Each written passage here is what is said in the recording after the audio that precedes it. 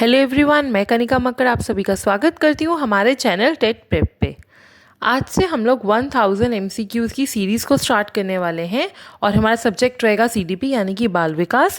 और जो आपके CTAT 2022 में जो मैक्सिमम क्वेश्चंस आएंगे वो इन्हीं 1000 क्वेश्चंस में से ही आएंगे, क्योंकि ये जो मैं आपको 1000 क्वेश्चंस करवाऊंगी इसके अंदर लास्ट ईयर के भी क्वेश्चंस इंक्लूडेड होंगे और कुछ नए प्रैक्टिस सेट्स भी इंक्लूडेड होंगे। तो चलिए स्टार्ट करते हैं। क्वेश्चन नंबर 1 है, विच of the following statements is not correct. निम्नलिखित में से कौन सा कथन सही नहीं है। फर्स्ट है, डेवलपमेंट इज सिक्वेटल एंड ऑर्डरली। विकास क्रमिक और व्यवस्थित होता है। यस, बिल्कुल एक ऑर्डर के अंदर विकास चलता है। Second, development is influenced only by heredity. अब देखिए, जो डेवलपमेंट है वो सिर्फ आनुवांशिकता से ही प्रभावित नहीं होता है, वो आनुवांशिकता और पर्यावरण दोनों से प्रभावित होता है, क्योंकि वो उन दोनों का ही प्रोडक्ट है। तो हेरिडिटी और एनवायरनमेंट दोनों से इन्फ्लुएंस होता है। तो ये हमारा राइट आंसर हो गया।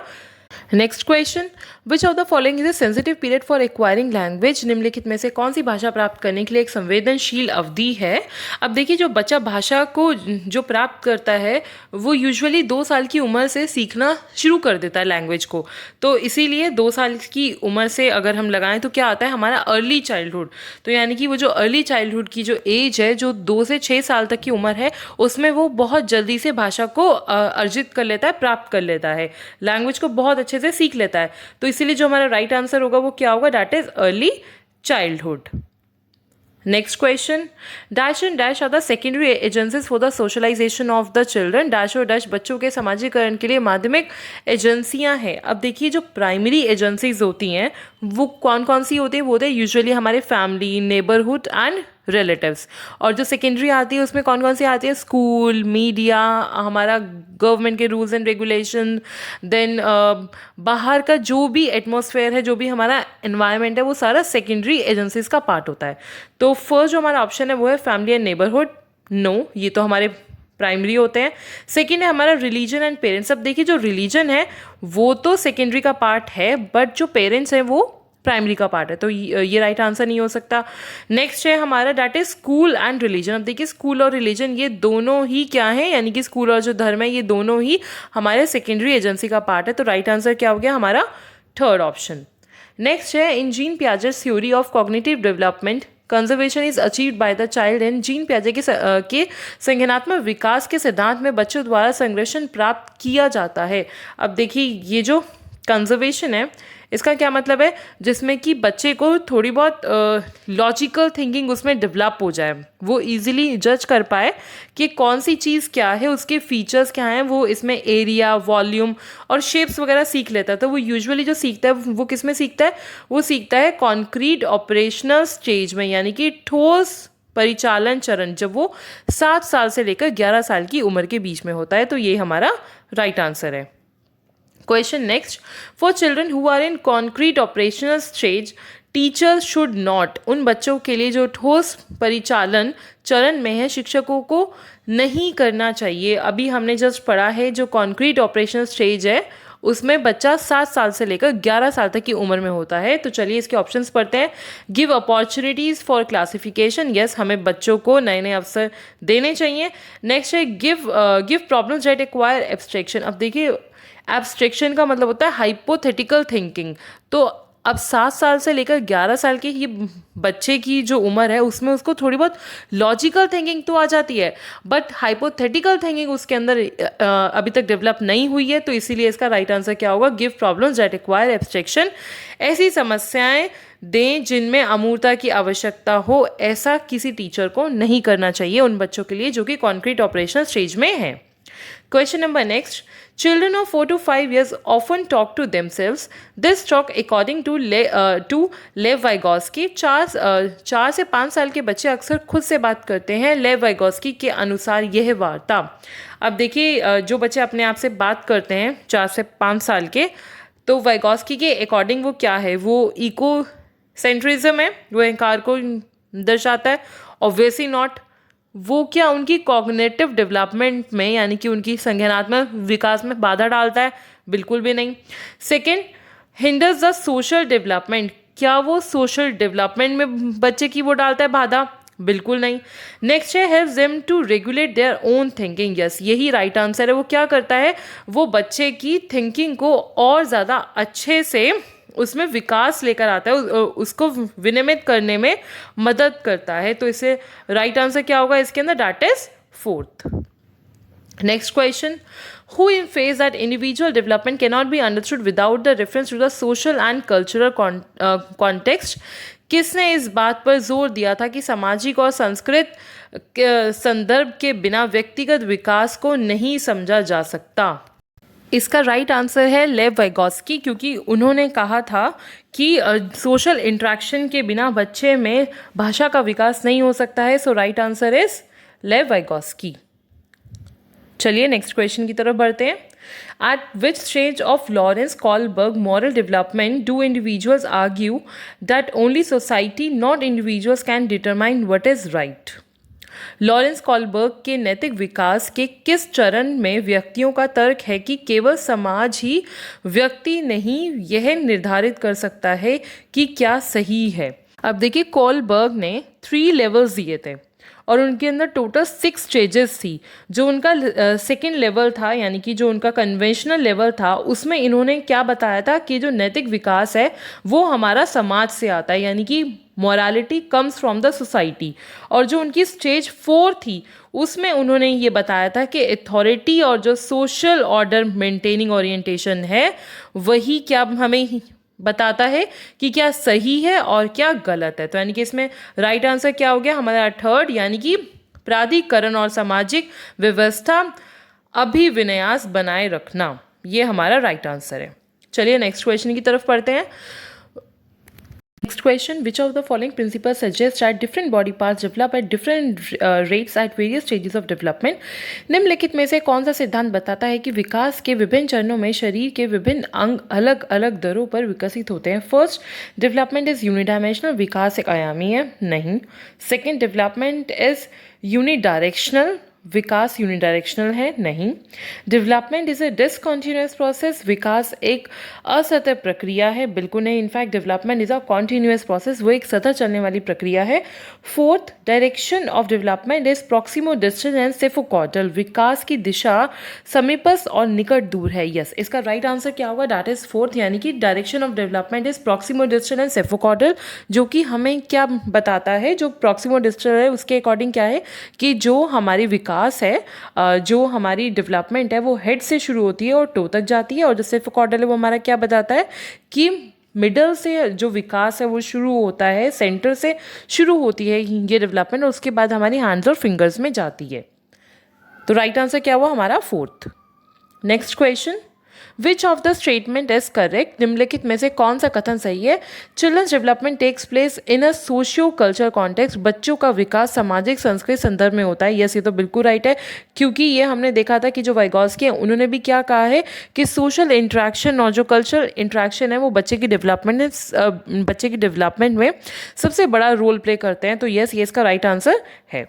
नेक्स्ट करते हैं, the process of predetermined unfolding of genetic dispositions and dash में आनुवांशिक स्वभाव के पूर्व निर्धारित प्रकटीकरण की प्रक्रिया। अब देखिए, जब हमारे जो जीन्स हैं वो अनफोल्ड कब होने शुरू होते हैं, जैसे जैसे हमारी जो एज है वो धीरे धीरे करके बढ़ती जाती है। बेसिकली ये कब होने शुरू हो जाते हैं, जब जैसे ही हम लोग लेटर चाइल्डहुड से निकल के हम लोग एडल्टहुड की साइड जब हम जाना शुरू कर देते हैं, तभी क्या होता है, मैचुरेशन की साइड हम लोग जाते हैं। तो उसी टाइम पे क्या है, जो हमारी आनुवांशिकता है वो प्रकट होनी शुरू हो जाती है। तो इससे इसका राइट आंसर क्या होगा, that is maturation. Next, dash is a primary and dash is a secondary agent of socialization. अब देखिए, जो प्राइमरी एजेंट हैं, यानी कि जो प्राथमिक समाजीकरण के हैं एजेंट जो हैं वो कौन कौन से हैं, वो है हमारी फैमिली, परिवार हो गया, देन हमारे आस पड़ोस हो गया और हमारे रिलेटिव्स हो गया। और जो सेकेंडरी एजेंट है वो कौन कौन से हैं, जैसे कि स्कूल हो गया, मीडिया हो गया, गवर्नमेंट हो गई, या जो भी बाहर का वातावरण है, वो सभी सेकेंडरी एजेंट ऑफ सोशलाइजेशन का पार्ट है। तो अब देखते हैं। फर्स्ट है फैमिली एंड स्कूल। यस, जो फर्स्ट है यही बिल्कुल सही है, क्योंकि जो फैमिली है वो किसका हिस्सा है, जो परिवार है वो है हमारा प्राथमिक समाजीकरण का पार्ट है, राइट। और जो स्कूल है वो किसका है, वो है द्वितीयक समाजीकरण का। तो इसीलिए इसका राइट आंसर क्या हो गया, first, that is family and school. Question number next, according to the Lawrence Kohlberg, what is a primary basis for 7 to 8 years old children's moral decision? Lawrence Kohlberg के अनुसार 7 से 8 वर्ष के बच्चों के नैतिक निर्णय का प्राथमिक आधार क्या है? फर्स्ट, सोशल ऑर्डर मेंटेनेंस, सामाजिक व्यवस्था रख रखाव। सोशल कॉन्ट्रैक्ट मेंटेनेंस, सामाजिक अनुबंध रख रखाव। थर्ड, पनिशमेंट एंड ओबीडियंस, सजा और आज्ञाकारिता। Universal ethical principal. तो अब देखिए, जो 7 से 8 साल का बच्चा है वो कॉलबर्ग के अकॉर्डिंग वो जो लेवल 1 है, यानी कि जो प्री कन्वेंशनल लेवल है वो उसका पार्ट है।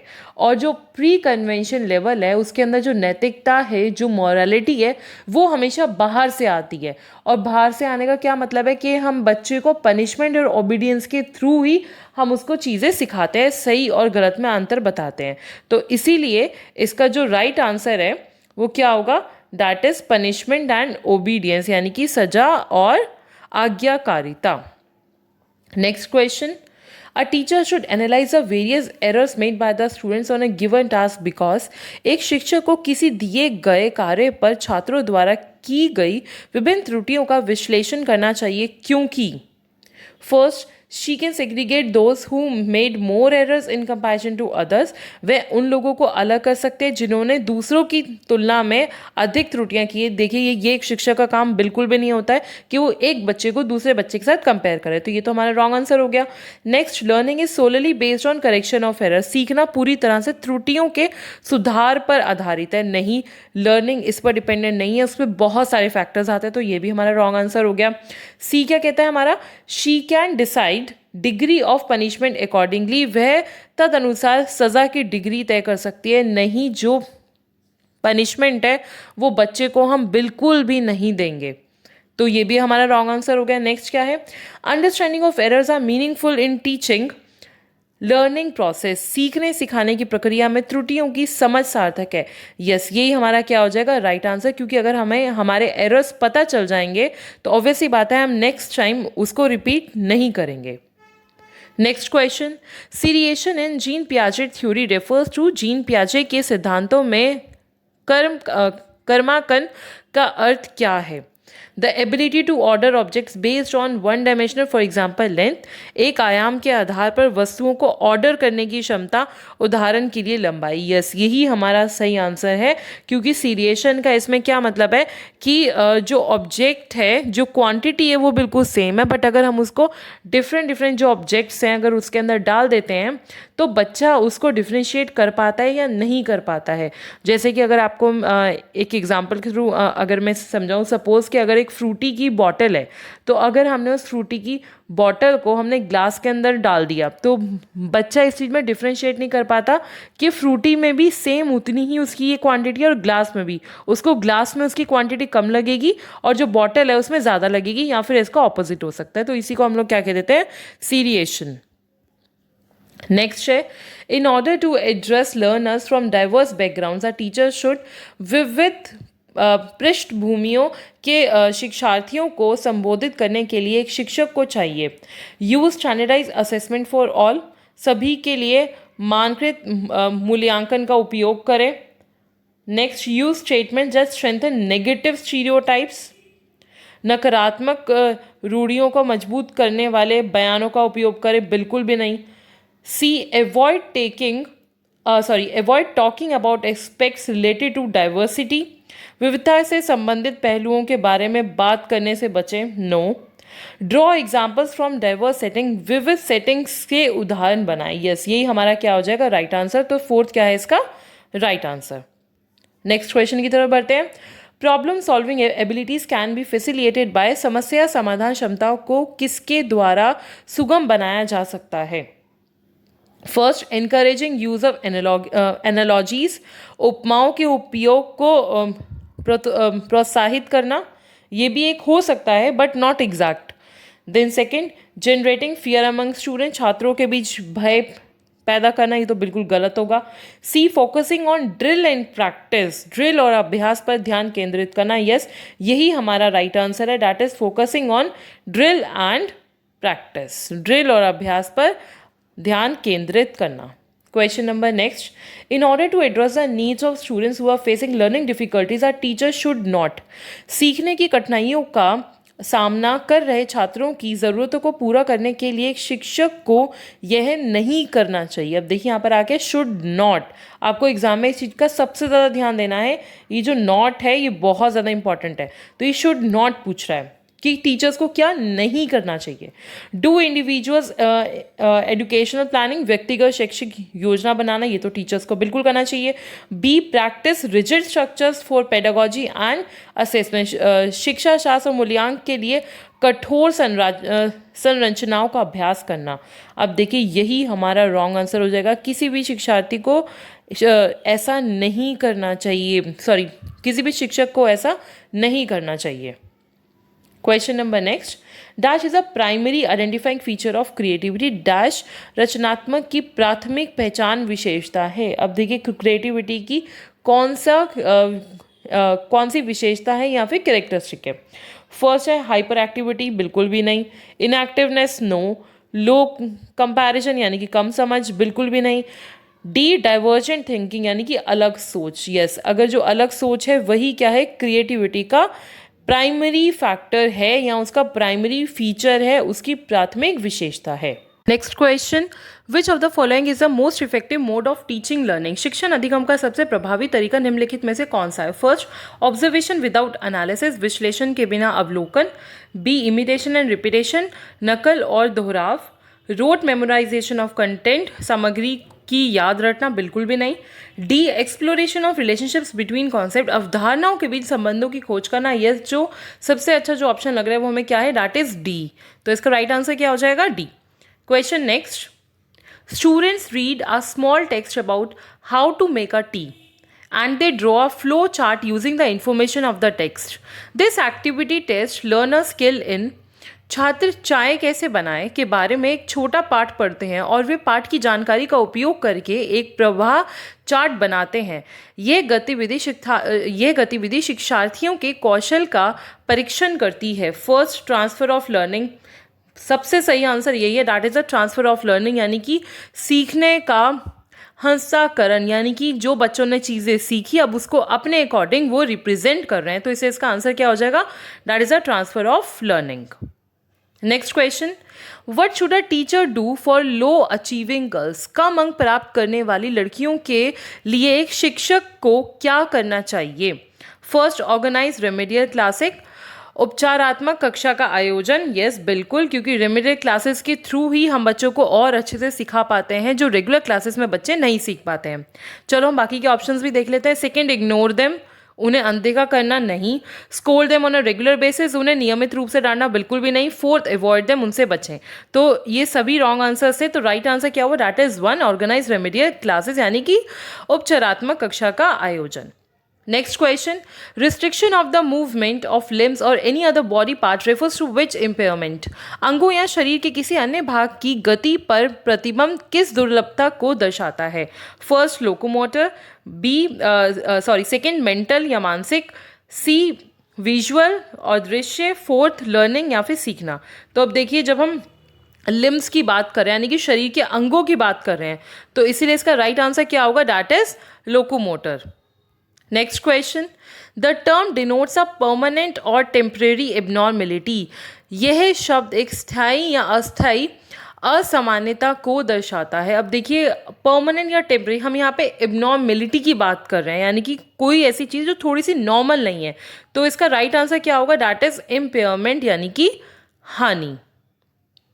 Next question, why is flexibility in curriculum essential, पाठ्यचर्या में लचीलापन क्यों आवश्यक है। First, to meet the needs of every child, हर बच्चे की ज़रूरतों को पूरा करने के लिए, बिल्कुल। To meet the needs of the teacher, शिक्षकों की ज़रूरतों को पूरा करने के लिए। Third, to meet the needs of the government, सरकार की ज़रूरतों को पूरा करने के लिए। None of the above.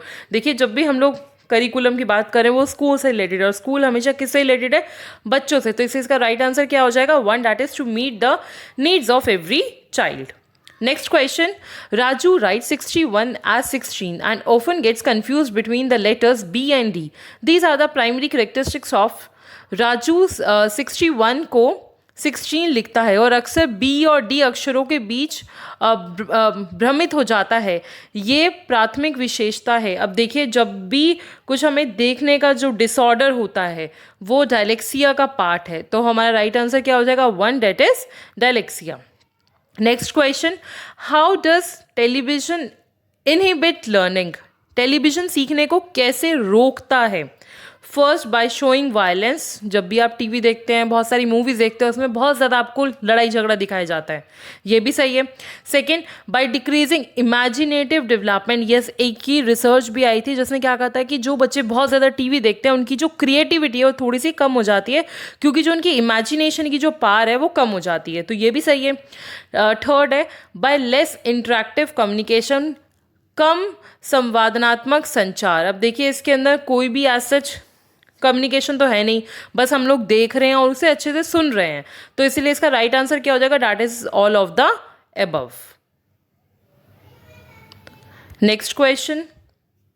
For the children who are in concrete operational stage, teacher should.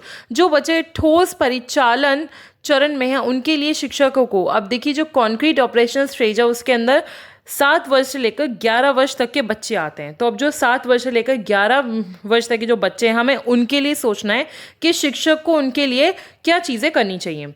Give a lot of practice to deal with abstract context. अमूर्त अवधारणाओं से निपटने के लिए बहुत अभ्यास कराना नहीं.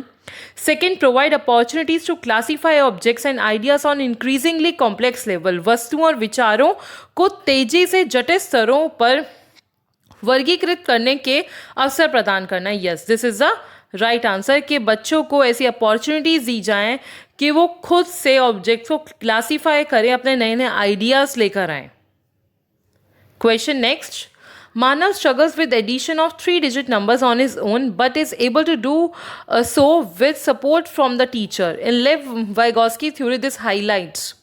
अब देखिए, जब हम कोई भी चीज़ किसी के सपोर्ट के थ्रू करते हैं तो उसका क्या मतलब है? हम बात किसकी कर रहे हैं? हम बात कर रहे हैं जोन ऑफ प्रॉक्सिमल डेवलपमेंट, यानी कि समीपस्थ विकास का क्षेत्र. नेक्स्ट क्वेश्चन, और ये आज का लास्ट है. बाकी के जो हैं ये क्वेश्चंस वो हम लोग और जो वीडियोस हैं उनके अंदर ये करेंगे.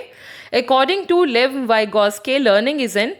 लेव वाइगोत्स्की के अनुसार अधिगम है an active process of constructing knowledge. ज्ञान के निर्माण की एक सक्रिय प्रक्रिया. A passive process. ज्ञान प्राप्त करने की एक निष्क्रिय प्रक्रिया. A function of drill and practice और a function of stimulus response association. अब देखिए, जो लेव वाइगोत्स्की है उनकी जो पूरी जो लर्निंग थ्योरी है वो किसके ऊपर बेस्ड है?